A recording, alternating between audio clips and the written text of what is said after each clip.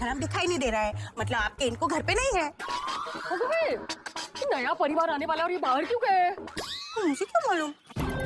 नहीं सॉरी, बरोबर है। ये ऐसा ना हो मेरे घर पहुंचने से पहले नया परिवार गोकुलधाम पहुंच जाए। टिप्पू की चाबी घर पर है और माधवी घर पहुंची नहीं। मैं राघवन्ना के पास जा रहा था ऑर्डर का आचार देने और पेमेंट कलेक्ट करने के लिए।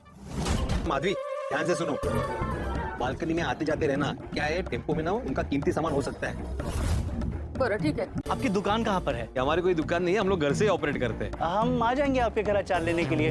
वैसे आप रहते कहाँ पे? मैं गोकुलधाम सोसाइटी ना पाउडर गली में वहाँ रहता हूँ। जैसे आप सोसाइटी में एंटर करोगे ना तो सामने ही ए विंग है और उस ए विंग में पहले माले पे ना भिड़े ट्यूशन क्लासेस का बोर्ड है, वही हमारा घर है, आप आ जाना। टेम्पो ड्राइवर, टेम्पो की चाबी चाहिए थी। लीजिए। तारक मेहता में वर्मा जी की फ्लैट की चाबी भिड़े को मिल जाती है और तभी जेठालाल भिड़े से ये कहता है कि अभी भिड़े तुझे वर्मा जी के फ्लैट की चाबी मिल गई है और तू अभी जा आराम से और सो जा, कल तुझे नए मेहमान के स्वागत की तैयारी करना है। और तभी भिड़े सबसे ये पूछता है कि नए परिवार के स्वागत के लिए आप में से कौन कौन कल छुट्टी लेने वाला है। और तभी जेठालाल जी ये पूछते हैं कि क्यों भाई भिड़े, किस खुशी में हम छुट्टी ले।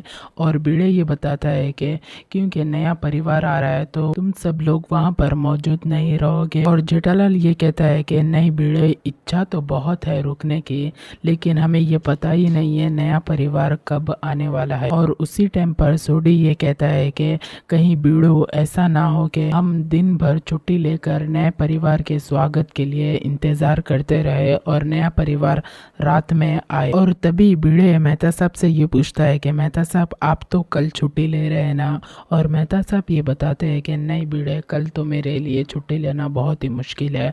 और उसी टाइम पर अय्यर भाई खुद भी ये कहते हैं कि आत्माराम मेरा भी कल छुट्टी लेना नहीं होगा क्योंकि कल ऑफिस में बहुत ही इम्पोर्टेंट मीटिंग है। तो यानी कि यहाँ पर अय्यर भाई भी और मेहता साहब छुट्टी नहीं ले पाएंगे और बचे यहाँ पर सोडी और जेठालाल, जिसमें से भिड़े ये पूछता है कि भाई सोडी तुम तो गराज के मालिक हो तो तुम तो कल छुट्टी लोगे और नए परिवार के स्वागत के लिए यहाँ पर रहोगे ना। और तभी सोडी ये बताता है कि नहीं भिड़ो, क्योंकि कल बहुत ही गाड़ियों की लाइन लगी है, सबको टाइम पर डिलीवरी देना है, इसलिए मेरा छुट्टी लेना भी बहुत मुश्किल होगा। तो ऐसे में यहाँ पर अब हाथी भाई और पोपटलाल बचते हैं, जिसमें से पोपटलाल ये खुद कहता है कि मैं नए परिवार के स्वागत के लिए यहीं पर रुकूंगा। और हाथी भाई तो वैसे भी घर में ही रहेंगे क्योंकि हाथी भाई का खुद क्लिनिक घर में ही है। और अगर इमरजेंसी में अगर किसी पेशेंट्स को देखने के लिए जाना पड़ा फिर भी हाथी भाई खुद मौजूद रहेंगे नए परिवार के स्वागत के लिए।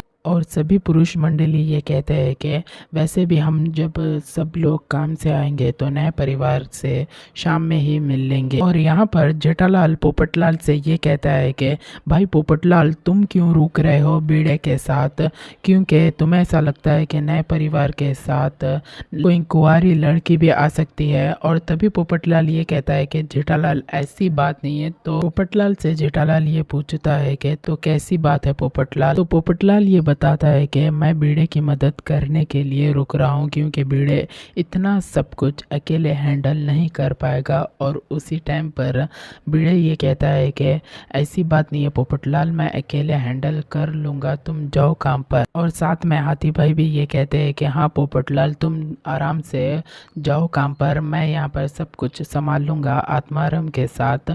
तो ऐसे में पोपटलाल को गुस्सा आ जाता है और पोपटलाल ये कहता है कि अरे भाई मैं यहाँ पर रुकना चाहता हूँ तो तुम लोगों को प्रॉब्लम क्या है। तो यहाँ पर फुल मिलाकर पोपटलाल और हाथी भाई और भिड़े यहाँ पर रुकने वाले हैं नए परिवार के स्वागत के लिए। और यहाँ पर भिड़े को एक टेंशन होती है, यानी कि नया परिवार किस वक्त पर आने वाला है, इस बात की टेंशन है भिड़े को। और तभी सोडी भिड़े को ये कहता है कि ओए भिड़ो, नया परिवार कब आएगा इसकी टेंशन तो तुझे कल होगी, तो इसके बारे में तुझे सोचना भी कल ही होगा। तो अभी तू शांति से जा और जाके आराम से सो जा। और यहाँ पर बीड़े को नए परिवार की टाइमिंग जानने के लिए बहुत ही बेचैनी होती है। तो ऐसे में बीड़े 4 से 5 बार बालकनी में जाकर ये मालूम करता है कि कहीं नया परिवार आ तो नहीं गया। और यहाँ पर बीड़े को भी ये जानना है कि नया परिवार कब आएगा और किस वक्त पर आएगा। और तभी वहाँ पर टप्पू सेना आती है बीड़े से मिलने के लिए और बीड़े से ये पूछती है कि बीड़े अंकल नया परिवार कब आने वाला है। और ये सवाल का जवाब बीड़े नहीं दे पाता है क्योंकि बीड़े को खुद नहीं मालूम होता है कि नया परिवार किस वक्त पर आने वाला है। और तभी गुगी ये कहता है कि बीड़े अंकल आप सोसाइटी के सिक्योरिटी होने के बाद भी आपको नहीं पता नया परिवार कब आने वाला है। और कुछ समय के बाद बीड़े अंकल से टप्पू सेना ये कहती है कि हम सब लोग जा रहे हैं बीड़े अंकल, अगर आपको कुछ भी ज़रूरत है नए परिवार के स्वागत के लिए आप बेफिक्री के साथ हमें बताइए, हम आपकी मदद करेंगे। तो यहाँ पर टप्पू सेना तो चले जाती है और टप्पू सेना को भी ये नहीं पता है कि नया परिवार कब आने वाला है। और ये टेंशन बीड़े को बहुत ही सताने वाली है क्योंकि बीड़े खुद नीचे जाता है सुविचार लिखने के लिए। तो यहाँ पर बीड़े से सोडी मिलता है और सोडी से बीड़े पहली बार में ही ये सवाल पूछता है कि मुझे पता है तुमने कल बताया कि आज तुम्हें बहुत ही गड्डियों की डिलीवरी करना है, पर फिर भी सोडी अगर तुम्हें आज वक्त मिल रहा है तो आज छुट्टी मार लो, किसी भी कस्टमर को तुम कल डिलीवरी हो जाएगी ये बता सकते हो। लेकिन ये कहने के बाद भी सोडी आज छुट्टी नहीं ले पाएगा, यानी कि सोडी का गैराज जाना बहुत ही ज़रूरी होता है। तो यहाँ पर सोडी को इम्पोर्टेंट डिलीवरी होती है, इस वजह से सोडी तो गैराज चले जाता है। लेकिन उसी टाइम पर अब्दुल आकर बीड़े से मिलता है और ये कहता है कि मुझे इम्पोर्टेंट काम के लिए बाहर जाना है तो मैं 1 घंटे के बाद आऊँगा। तो यहाँ पर अब्दुल खुद भी बीड़े को छोड़कर सोसाइटी से बाहर जाने वाला है। और दूसरी तरफ बीड़े को खुद थोड़ी देर में फ़ोन आता है अचार का ऑर्डर के लिए और बीड़े को ये अचार का ऑर्डर तुरंत करना होता है क्योंकि बीड़े को जहाँ पर डिलीवरी करना है उसका मालिक बाहरगांव जाने वाला है, तो उसका पेमेंट और ये डिलीवरी होने के बाद लेना होता है।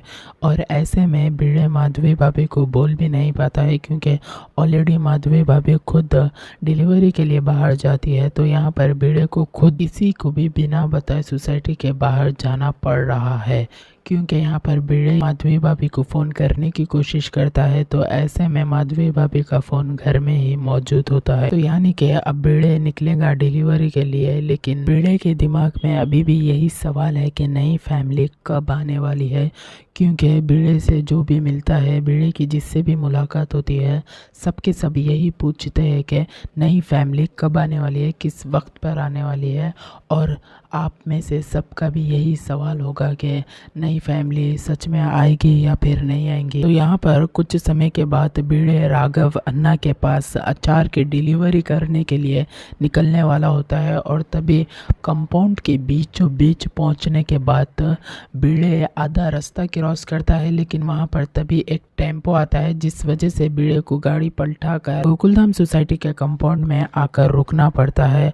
और बीड़े ये पूछता है कि तुम यहाँ पर ये गाड़ी पार्क नहीं कर सकते, तो तुम्हें ये गाड़ी यहाँ से हटाना होगा। और बीड़े खुद हैरान होता है कि ये इतना बड़ा टेम्पो आखिर है किसका। और टेम्पो वाला बीड़े की बात बिल्कुल भी नहीं सुनता है और बीड़े रोकने की कोशिश करता है। तो बीड़े खुद टेम्पो के साथ यानी कि गाड़ी के साथ बीड़े खुद भी आगे जाता है, जिस वजह से बीड़े को इस व्यवहार पर गुस्सा आएगा। लेकिन बीड़े प्यार मोहब्बत से जानने की कोशिश करता है कि आखिर ये टेम्पो है किसका। और यहाँ पर नए फैमिली की शुरुआत हो चुकी है सोसाइटी में, यानी कि ये नए फैमिली का ही किसी एक का सामान हो सकता है इस टेम्पो। तो यहाँ पर अब बीड़े निकलेगा नए परिवार के स्वागत से पहले अचार की डिलीवरी करने। और यहाँ पर यह हो सकता है कि बीड़े हर एक प्रॉब्लम को फेस करेगा क्योंकि नए परिवार की अगर बीड़े से एंट्री मिस हो गई तो गोकुलधाम सोसाइटी में कुछ भी हो सकता है, जिस वजह से नया परिवार आकर वापस भी जा सकता है। क्योंकि यहाँ पर एक बात तो पक्की है, है वर्मा जी ने ये नहीं बताया नया परिवार कब आने वाला है, और अब्दुल भी दुकान पर नहीं है और सोसाइटी में कोई भी नहीं है, सिर्फ बचा है पोपटलाल और हाथी भाई। अगर नया परिवार आया, अगर किसी को नहीं पता चला तो नया परिवार लौट कर वापस भी जा सकता है, क्योंकि सोसाइटी में स्वागत के लिए कोई भी नहीं रुके हुआ है नए परिवार के लिए। तो ऐसे में आगे क्या होने वाला है ये जानने का हमें एक्साइटमेंट बने रहेगा। तो हमारे चैनल को सब्सक्राइब कीजिए ताकि आपको हम आगे की स्टोरी पहुंचाए और से जुड़े रहिए ताकि हम आपको ऐसे ही मज़ेदार वीडियो देते रहेंगे।